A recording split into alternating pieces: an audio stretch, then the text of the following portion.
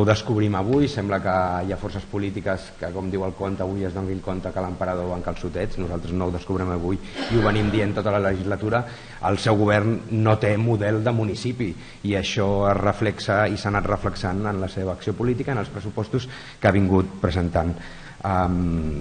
I aquest és un pressupost de continuïtat que el que posa de relleu és la seva incapacitat en la gestió, l'opacitat en la informació i el clientelisme en la seva actuació, que són els 3 eixos que defineixen perfectament l'acció del seu govern.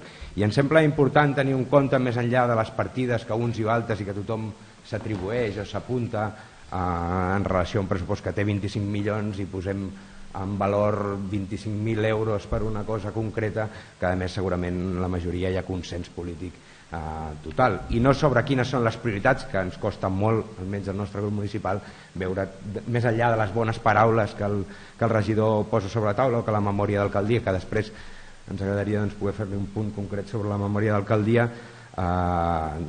s'expressen, però tot això després no té una translació real en el que és la proposta de pressupost. Malgrat això, i esperem que aquesta vegada sigui la primera discussió de pressupostos en què no ens ho digui, nosaltres hem mantingut la mateixa línia que sempre i hem intentat com a mínim enfocar unes possibles negociacions de cara a presentar el que enteníem que era un conjunt de propostes que aquest pressupost havia de recollir com a prioritat i actuacions que enteníem que eren importants, que d'una forma o altra tinguessin un reflexe clar en aquest pressupost.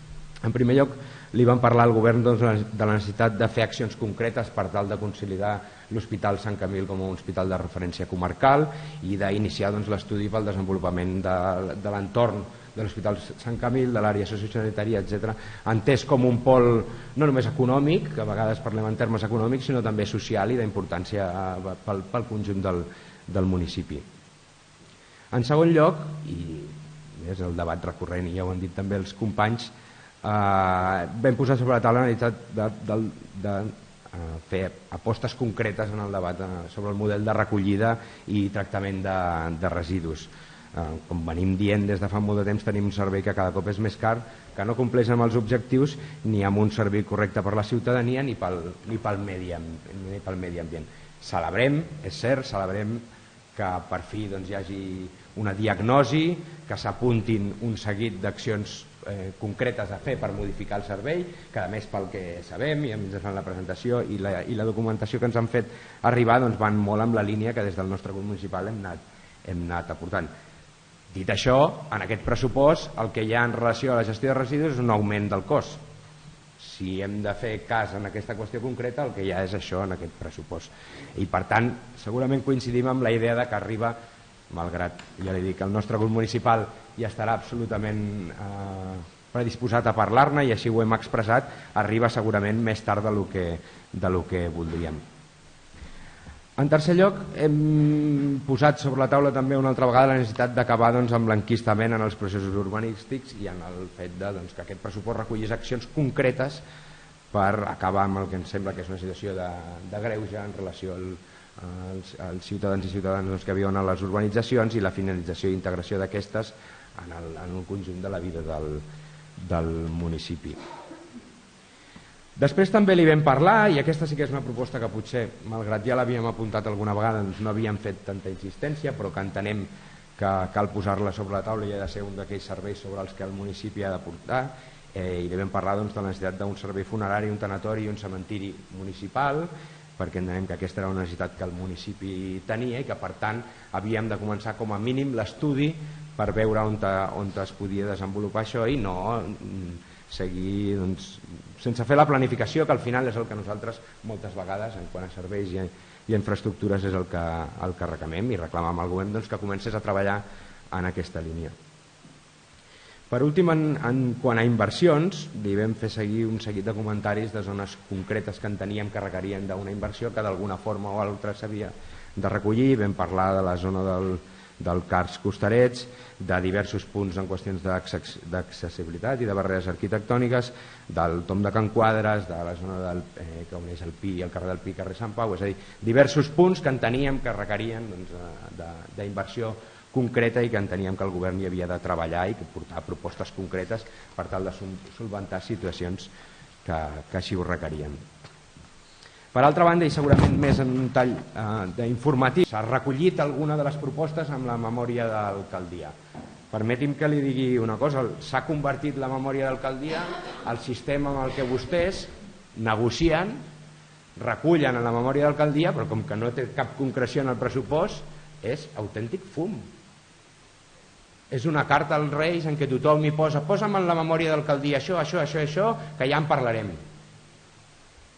És un calaix de sastre en què hi anem ficant tot el que deia, perdoni, almenys des del nostre grup municipal, que es digui que s'ha treballat, que es treballarà X cosa en la memòria d'alcaldia. Home, si ens representa com un document que votarem, li votarem a favor perquè estem d'acord, però no entenem que es intenti vincular aquests suposats compromisos en la memòria d'alcaldia amb l'aprovació del pressupost. Són dues coses completament diferents. En altres qüestions es parla de Ràdio Ribes i es posa una quantitat que tots sabem que no es farà. Volen obrir la ràdio? Col·loquin la quantitat que saben vostès perfectament, que tampoc és molt més, i desenvolupin i comprometin a fer, no posin i com aquesta partida n'hi ha moltes en aquest pressupost que saben perfectament que no donen compliment a allò que proposen. Són partides que han posat sense les quantitats adients només amb l'objectiu d'intentar generar complicitats i vots favorables en aquest ple, però que vostès saben perfectament que això no es desenvoluparà, almenys amb aquesta partida. Repeteixo, en el cas de Ràdio Ribes és flagrant. Si vostès volen obrir Ràdio Ribes, posin la quantitat que fa falta, que a més segur que tenen un aproximat i no és molt més, però posin-la i comprometre's a obrir-la en els propers mesos, si és la voluntat, o almenys a tirar endavant tot allò que estigui en la seva disposició. En definitiva, malgrat que venim d'un apunt en la discussió abans de l'autòdrom, el regidor Fran Perona ha dit qui vota favorable és objectiu i qui vota en contra parla per parlar. Malgrat això, nosaltres considerem que l'anàlisi que fem està prou acurat al que li hem proposat i al que el seu pressupost reflexa. Nosaltres votarem en contra d'aquesta proposta de pressupost. Gràcies. Permetin que li digui una cosa.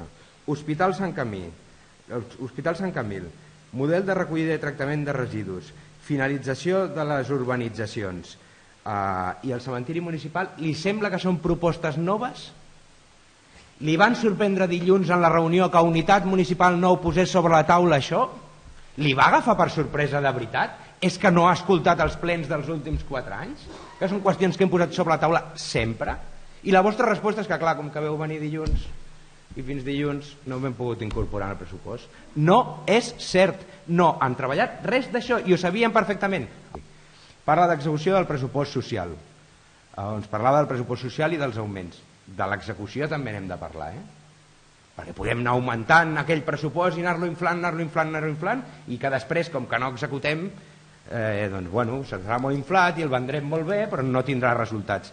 I una altra proposta que li vam posar sobre la taula, que tampoc és nova perquè vam fer en el passat discussió de ple, la possibilitat de parlar d'un equip d'intervenció social, un equip en medi obert, al carrer, d'educadors de carrer. Bones paraules, però res de res. I aquesta és una proposta social en la que vostès no treballen. Després, habitatge. Sap quin és el seu problema amb habitatge? I el nostre grup municipal li fa angúnia. Utilitza l'habitatge per aconseguir suports en aquest ple. Angúnia fa el que fa. Angúnia. Ha utilitzat l'habitatge, el document aquest d'habitatge que ha dit que ha compartit amb els grups municipals per intentar generar complicitats perquè li votem el pressupost. Fa angúnia aquesta política. Un problema que és dramàtic. Que el seu govern municipal no faci cap autocrítica, que hagi posat 1 milió en els últims 2 anys i no hagi estat capaç de superar 60.000 euros de gas. Que tingui una escala per acabar des de fa 4 anys que té una escala per acabar i han estat incapaços, perquè la paraula és incapaços d'acabar-la, i utilitzen l'habitatge per intentar generar complicitats i vots favorables al seu pressupost. És una vergonya. Vergonya és el que fan. En la situació que hi ha, si vostès realment creiessin en la necessitat de desenvolupar polítiques d'habitatge, hauria convocat la mesa d'habitatge abans del ple. Fa temps que s'hauria d'haver convocat aquesta mesa d'habitatge i tot aquest anàlisi d'habitatge. Sabia perfectament que totes les forces polítiques coincidim en que aquest és un tema central i no ho ha fet. Saps per què? perquè ho volia jugar com a carta per aconseguir suports al pressupost municipal. És una vergonya. El mateix que és una vergonya les polítiques clientelars. I diríem, contestar als veïns i veïnes és política clientelar?